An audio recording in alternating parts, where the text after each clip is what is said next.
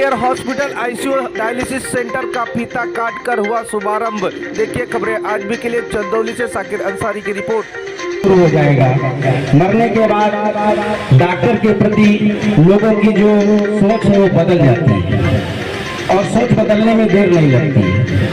हमने कहा अगर ऐसा ही चलता रहा तो कोई भी चिकित्सक आगे नहीं। क्या कि मैं इमरजेंसी क्रिटिकल केयर का ही काम करूंगा। जितने गंभीर रोगी होंगे उनको लेने का पूरा प्रयास किया जाएगा। हाँ, हमने प्रयास किया कि उनके परिवार के लोगों को हम कन्विंस करें, बताएं। अगर वो परिवार के लोग कन्विंस होते हैं तो हम क्यों नहीं इलाज कर सकते हैं। अगर वो पेशेंट यहाँ से बनारस जाता है या अन्य जगह जाता है, हो सकता है उस क्षण तक उसकी मृत्यु हो सकती है।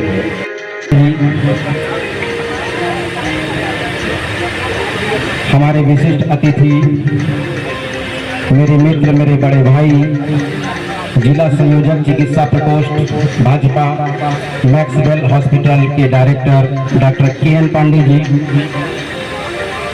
मेरे बड़े भाई गुड्डू गुप्ता जी,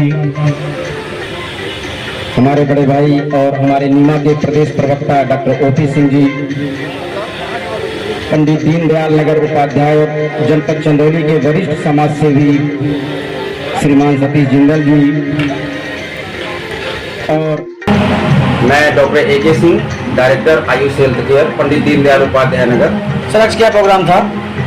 आज आयुष हेल्थ केयर अपनी 15वीं वर्षगांठ मनाने जा रहा है और मनाया है धूमधाम से। इस 15वीं वर्षगांठ का उद्देश्य था कि जो आयुष हेल्थ केयर लगातार इमरजेंसी क्रिटिकल केयर की सेवाएं पंडित दीनदयाल उपाध्याय नगर में दे रहा था, आज उसमें एक एडवांस आईसीयू और डायलिसिस सेंटर का यूनिट स्थापित किया गया है, जिसकी मुख्य अतिथि हमारे लोकप्रिय विधायक माननीय रमेश जायसवाल जी ने उसका उद्घाटन किया। जनपद चंदौली में देखा जाए तो आपका आयुष हेल्थ केयर में पहली बार ये व्यवस्था यदि आपके हॉस्पिटल में हुआ है या और भी हॉस्पिटल में ये है?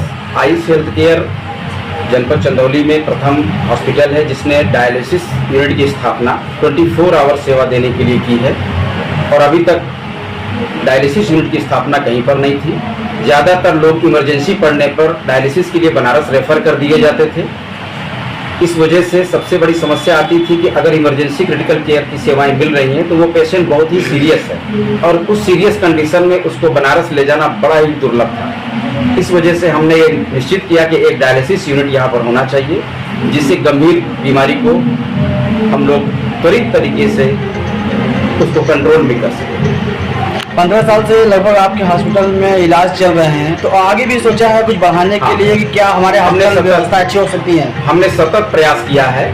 हमने शुरुआत जब की थी तो सामान्य इलाज होते थे जिसमें गंभीर रोगियों को हम लोग नहीं ले पाते थे। कारण ये था कि बहुत अच्छी सेटअप नहीं रहता था, संसाधन नहीं रहते थे।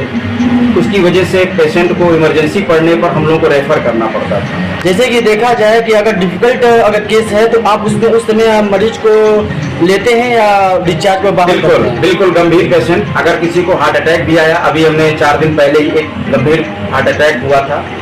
एक महिला थी 65 वर्ष की, शादी में आई हुई थी, उसका हमने त्वरित गति से इलाज करने का प्रयास किया। हम पहले पेशेंट के गार्जियन को कन्विंस कर देते हैं कि देखिए बीमारी गंभीर है, अगर आप यहाँ से कहीं ले भी जाएंगे तो हो सकता है रास्ते में भी इसकी मृत्यु हो सकती है, आपको रिस्क लेना पड़ेगा। अगर आप रिस्क लेते हैं तो हमें इलाज करने में कोई दिक्कत नहीं है। हमारे पास सारे संसाधन अवेलेबल हैं जो एक बनारस में एक अच्छे हॉस्पिटल में होने चाहिए। वो सारी सुविधाएं आयुष हेल्थ केयर में। समथिंग लोगों को क्या दिशा निर्देश देना चाहते हैं, लोग कितने में इलाज वो संभव है? मैं तो यही कहूँगा कि अगर किसी को कोई गंभीर बीमारी होती है तो पहले अपने नज़दीक सेंटर में आए। उसके दिमाग में ये बिल्कुल नहीं होना चाहिए कि पैसा ज़्यादा लगेगा। वो पहले डॉक्टर से परामर्श ले और नज़दीक जो भी सुविधाएं मिलती हैं पहले उसका जो है वो लाभ ले। निश्चित रूप से उसको कम पैसे में इलाज अपने ही नज़दीक जगह पर मिल जाएगा।